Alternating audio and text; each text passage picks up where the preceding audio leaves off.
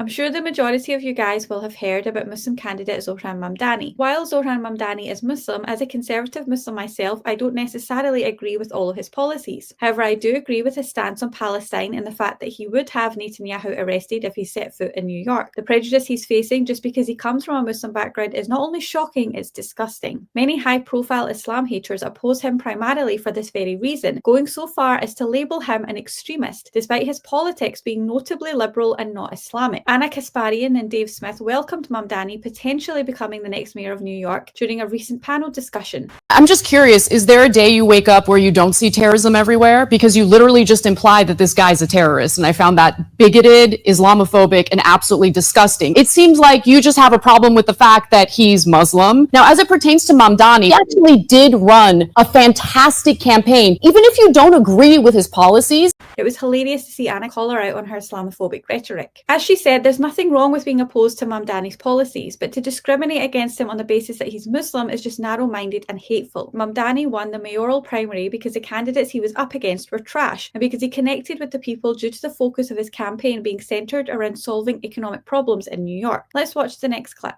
The truth is that Democrats in New York City, including the Jewish ones, don't support what Israel's doing to Gaza. And for him to be asked in the debate about whether he would commit to visiting Israel, this stuff was just goofy. Mamdani ran a campaign very specifically targeting the unaffordability of New York City, which is the actual crisis.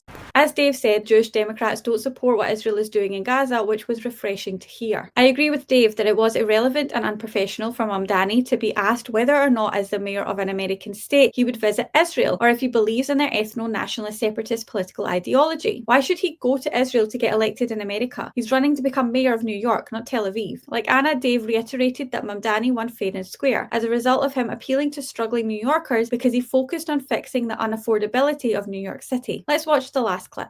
I grew up in New York City. I've known lots of Muslims in my life who were cool, and there was no problem with them being there. And I've met lots of great Muslim people. I just totally reject this idea that it is a brave statement to be like, oh, the problem is radical Islamic Muslim. I'm hoping for the best because I want the people of New York City to thrive.